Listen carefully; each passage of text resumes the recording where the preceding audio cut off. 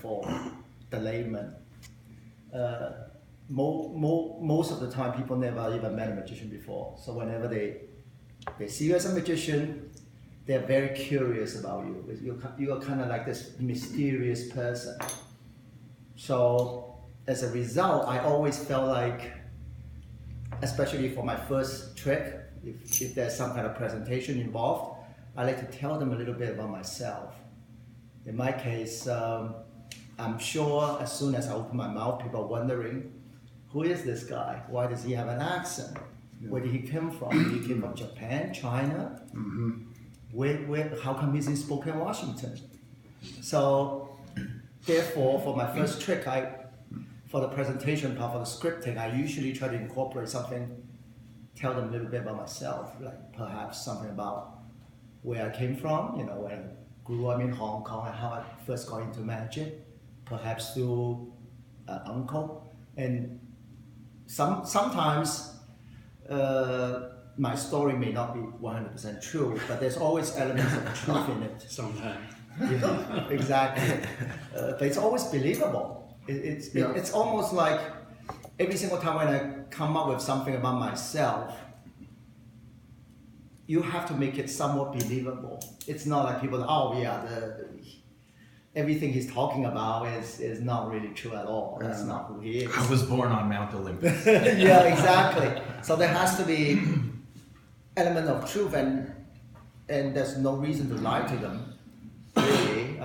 So basically, my contribution to this discussion about scripting is, I think it's always a good idea to tell your audience a little bit about yourself. I think that gets the emotional hook. That way you can connect with your audience. I think it's very important when you're doing a trick, you try to connect with your audience. They feel connected with you instead of, I do not like magicians that get on stage and start doing this trick, and then with this presentation, it's like, a fairy tale of some sort that sounds like just read it from a storybook. In its entirety, and there's nothing wrong with that kind of trick, but if everything sounds so scripted and not really to do with reality, I felt like people might as well watch a television show or something like that instead. So that's it. I accidentally pressed a button, so I had to start a new video. Oh, okay. But there's only like 3 seconds. That is fine. Yeah. I agree with that, though. I think... What? Yeah, I know. Stop in the video. I'm such a screw up. You'd think somebody with sleight of hand skills would press the buttons by accident, but also I don't use smartphones, so there you go. This is what you get. The whole David Copperfield presentation, I don't think it really works anymore because it can work, but I think it requires a higher level of artistic integrity because at the time, David Copperfield's presentations were pretty novel, which is surprising because nobody had really put that highly emotional flavor on magic tricks. I think for a lot of time, up until his time, things were presented sort of as they were, because magic was inherently mystifying to a greater extent. And then when David Copperfield started innovating on the scene, he put the emotional aspect into it, turned it more into like a movie sort of story, which was good for the time. But I think that because of his success, there have been so many people that try to do that it just becomes overplayed, and in the wrong hands, it doesn't play as well anyway. Like you'll see, I can't count the number of magic shows I've seen where in the middle of the show, or maybe like 2/3 into the show, the magician will sit down at the edge of the stage and tell a heartfelt story about his childhood, and then I don't do something to do with tearing and restoring something or other. It happens, you're laughing because you know it's true. And it's like, and that sort of came from the success of David Copperfield's style, and it's great, and I don't think there's anything that's wrong with the concept on paper, but in performance, so many people do it in a way that's just like, oh, it's this part of the show, which just doesn't, I think, ring as true. Pee break. In fact, what? I said pee break. No, I don't want to listen to this story. Although Isaiah from the club, he did something similar in his, I think it was his most recent show at the Bing, where he did the gypsy thread with a balloon and the string on the balloon, and he had this was when I saw him at the service station, but he did that style of routine, sort of opening up to the audience and things, but I thought he did it in a way that made sense. I mean, it still bordered on the sort of cheesy thing, but it worked, and I think coming from him and saying exactly what he felt and meant, I think somehow it worked. I'm not sure exactly what he did differently, but I think it worked well. And so, and Isaiah is one of those people who has a lot of theatrical sense about him. So in the right hands, it still works, but it comes back to those three things I talked about, because if you know those things, then your script is going to be honest, and it's going to be contributive. It's going to be a contribution to the show and to the people that are watching it, rather than just being words for the sake of them being there. And that's hugely important. My favorite long trick is when he did the story about his uncle, and his uncle had a little game for him to try to win a prize, and this was like I think it was around at Christmas time, and you talked about you didn't have Christmas celebrated when you were a kid. So it brought me back to when I was a little kid sitting and listening to a storyteller. It drew me into his story. I love those things. It might be not for, I don't know, I guess everyone does too, but that was my favorite one. And, it explained a little about his growing up, and I thought it was true. You trusted him. I didn't realize it's full of lies. So.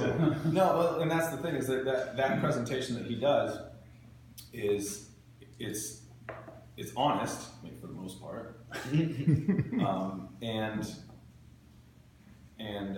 it gives you a sense of a special moment in somebody's history and about who he is and the things that are important to him, and it paints a scene for you in your head. You can visualize it. Right, you can visualize it, and that's important. And he doesn't have to have music and a story about his dead grandfather, like everybody else does. It's my grandfather's 93rd birthday. It's your grandfather's 93rd birthday? No, it's Rob Zabrecki's performance when he brings right. And that is another great point. That's hilarious. I mean, that's like Rob Zabrecki, the guy who took the grandfather story and turned it on its head, because he says it's my grandfather's 93rd birthday, and everybody claps, and he said, I want you to welcome to the stage Reverend Zabrecki, or whatever his name is, and then it brings out an urn. He opens it and he's like, happy birthday, and then he puts a party hat on and throws confetti and then takes off. And it's too much, man. I love it. He's legendary. I think it's great because that's a man who knows what character and theater is all about. But yeah, I mean, it's acquired taste, I suppose. But yeah, who's at my next kids show? Yeah, there you go. Oh God, they wouldn't even understand. And I can truthfully give a story still about my grandpa, that he killed a sheriff, and it's honest too. I don't know how to go over with a crowd. I don't think any description or discussion of scripting would be complete without, and Oh, yeah. Those are your biggest pet peeves, isn't I it? hate it. I hate it, and I do it myself, and I try not to. Yeah. All the time, and I try to catch myself. But I notice it still happens with guys in our club and guys on stage. It changes. It changes when you're on stage.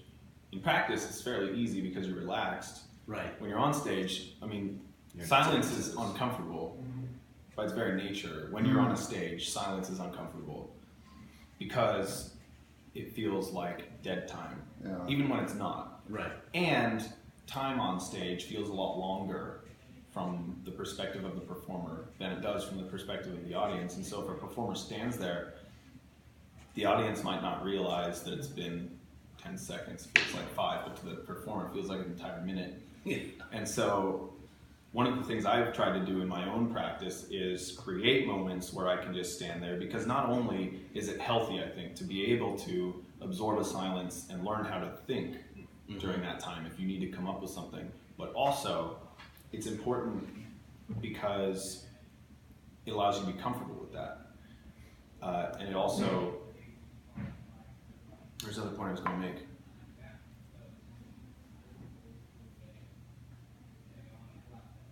Can't remember now.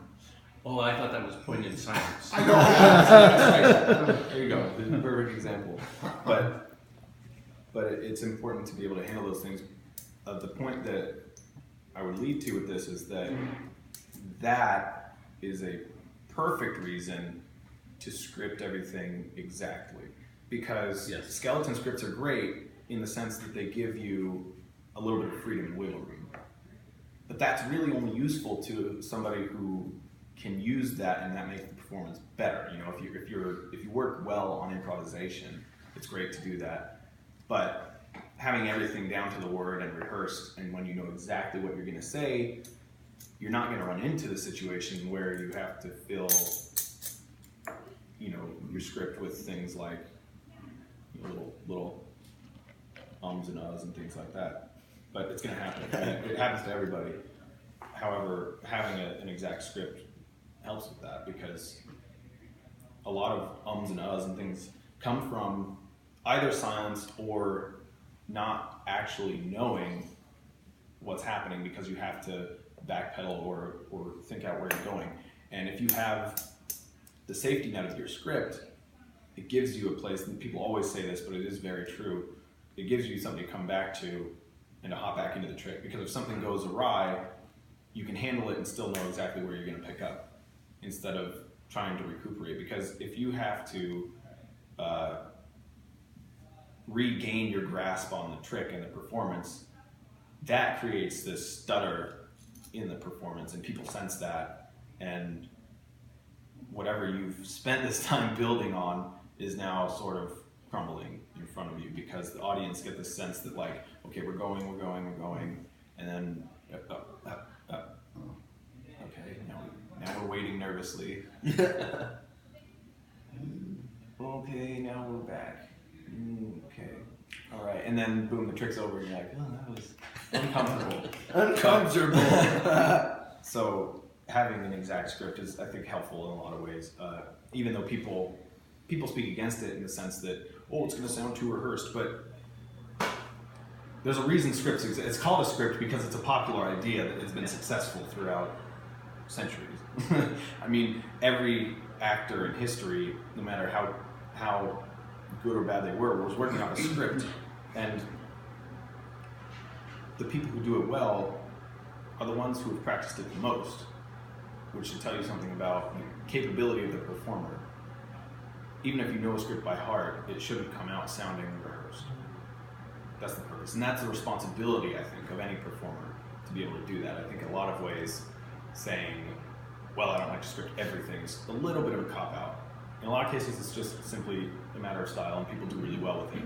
But in a lot of other cases, I think it's a cop-out for not wanting to go through the work of making it sound new every time you do it, or not wanting to just rehearse words in your free time. It's not as exciting as seeing the trick done or performing the trick yourself, but it's necessary.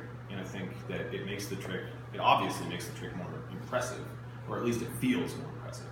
Because half of the thing is about what you're doing, and the other half is how you're doing it. And both of those things come together to create the sensation for the audience of how they felt about the trick. And I'll be the first to admit, I don't like rehearsing scripts either, because for myself, it becomes very tedious, because I bounce back and forth between so many different ideas that I just can't land on one that I like.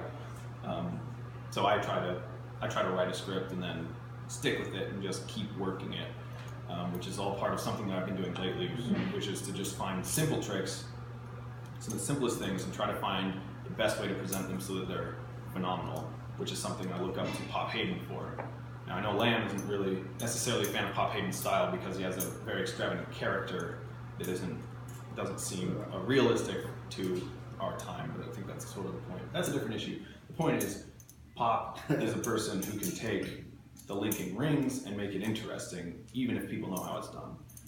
He can take the simplest trick and turn it into something that people really enjoy on a level that you would not expect for that sort of a trick. Same with Rob Zabrecki. He does very, very simple work, but in a way that it's an entire performance on its own.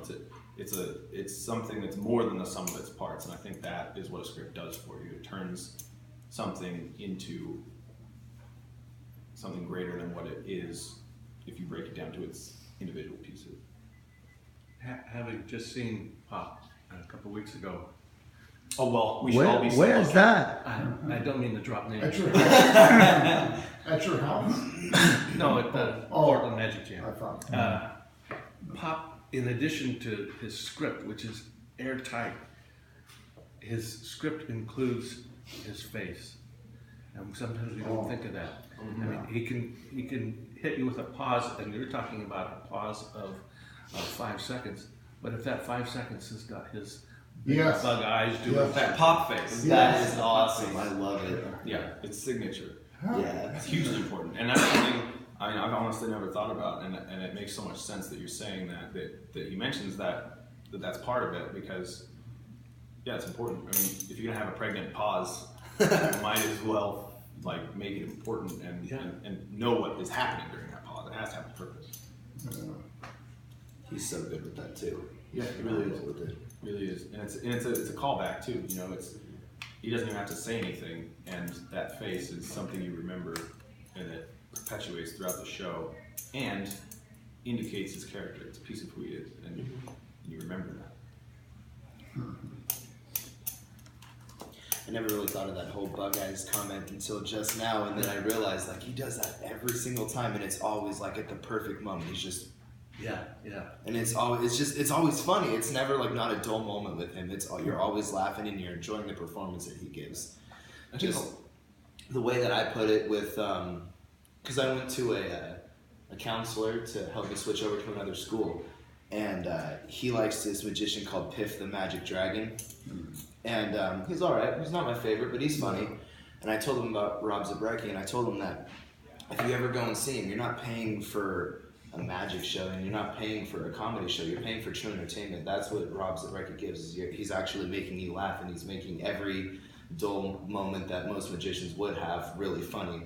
Like when Rob has the awkward silence moments, he's always doing something to make you laugh. Like when he was like, I don't look familiar to you? And she's like, no. He's like, are you sure? She's like, no. And he's like, what about now? And he walks behind the curtain and then like creeps out like that. Like that's something that was an awkward silence, but he turned it into something really great, you know? And that's what I like about magicians like that, is they incorporate an actual show into it and not just a dull performance.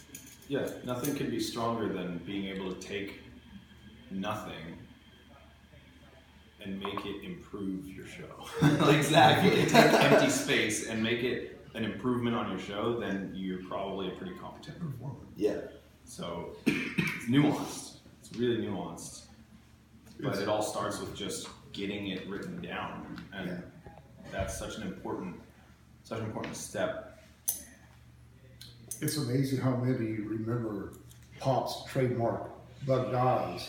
He uses it when he's pretending he's teaching a trick, and some people are laughing. He goes, I know some of you are laughing, but some are seriously trying to learn this trick. And he gives that look. It's like your teacher.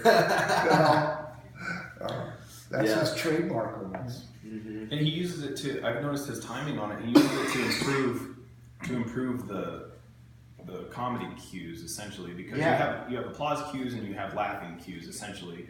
So your trick, if you say something funny, it should be obvious. I mean, it should be obvious that when they're gonna laugh, the punchline or whatever.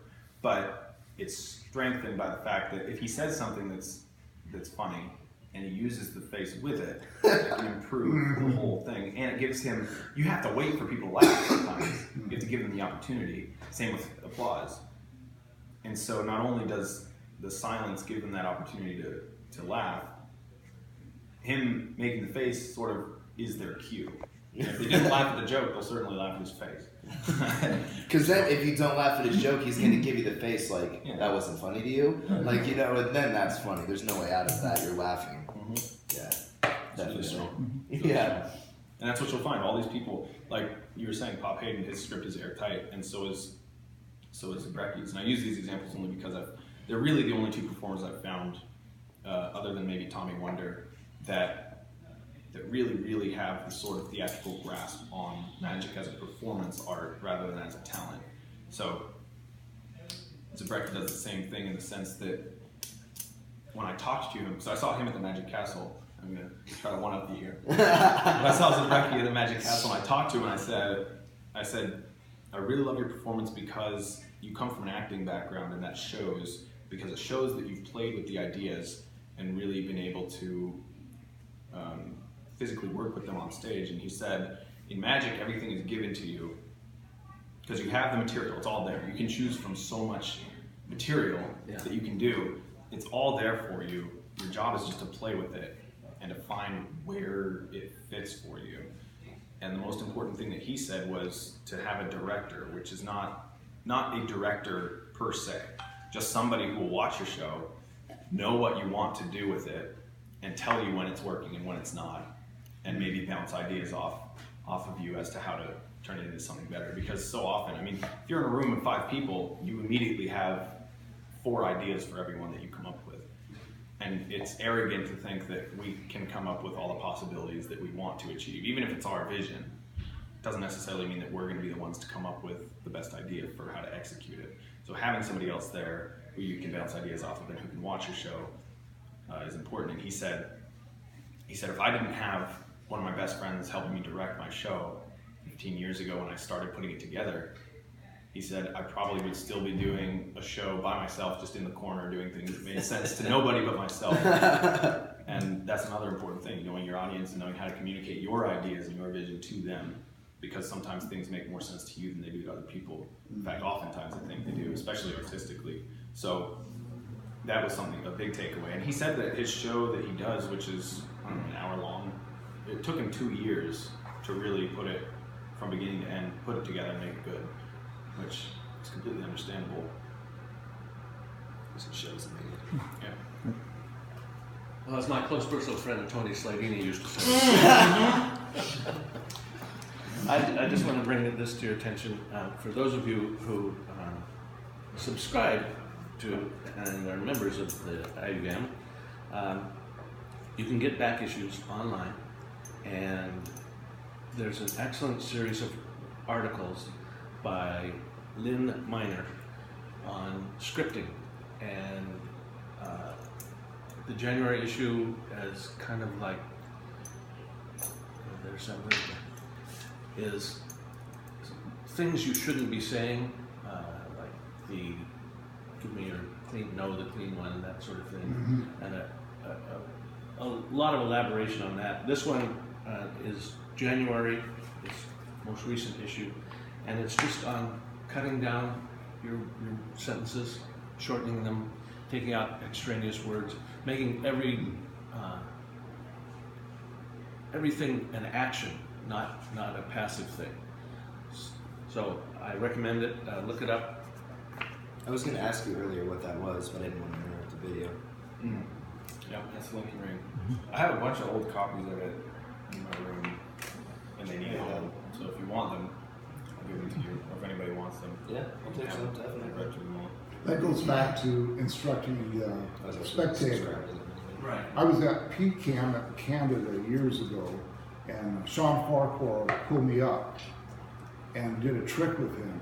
And I was concentrating so hard, I didn't want to screw up. No, I was really like nervous. I was like, God, don't screw up, dude. So I don't think you realize the spectator, there's a pressure on them not to drop the cards, not to screw up, because you want him to succeed. Right. But you listen very closely what you're supposed to do. And so precise wording for the spectator is so important. That's something I didn't realize until I started trying to put together a mentalism show, and then I was like, oh God. Because you don't have any visual to rely on most of the time, and the instructions are everything.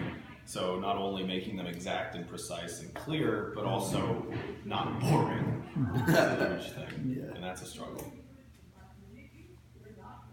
So I guess if I have tips, I don't know, are we reaching the end of our allotted time for this? I think we should mention the other thing about scripting is the rule of three, and always having something follow up a second and a third time.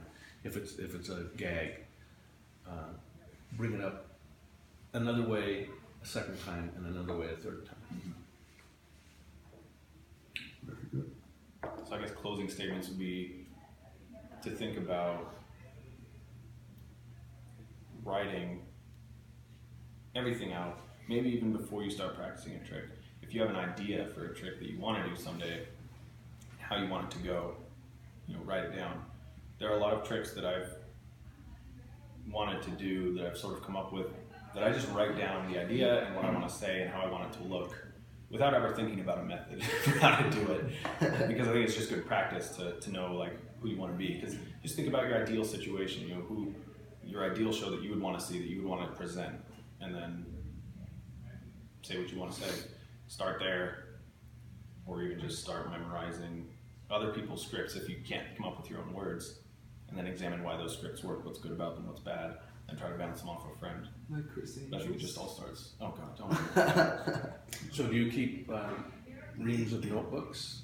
I have several notebooks. I have one with me, I think. But yeah, I just write down different ideas, methods that I come up with, but mostly what I want to say or how I want it to come across to the audience. Maybe even there are several paragraphs that I write about just what the audience is perceiving during the routine, what their internal monologue is. When I can't come up with a way to really practice something, I usually write it down. So just writing ideas down and writing words down is helpful. I think the best place to start really to get into the mood of it is just to take the simplest trick you have or a simple concept. I like to start with concepts like a vanish and then embellish it to the utmost, like to the fullest extent that you can. Write a script that's completely over the top for a simple vanish. Present it as if it's the best miracle anybody's ever seen. The French drop. Yeah, the French drop. Present it like it's a miracle. And then bring it back down from there. Because until you go up here, you never really know what your potential is. So if you just write down a simple script that takes 1 minute, write down 1 minute's worth of words to present a French drop, and then play with it. And then when you run out of ideas, you'll probably have a very good idea of how you want to progress with script writing for other things. Just to start small, but do it often. Okay, thank you. Absolutely. All right. Thanks, everybody.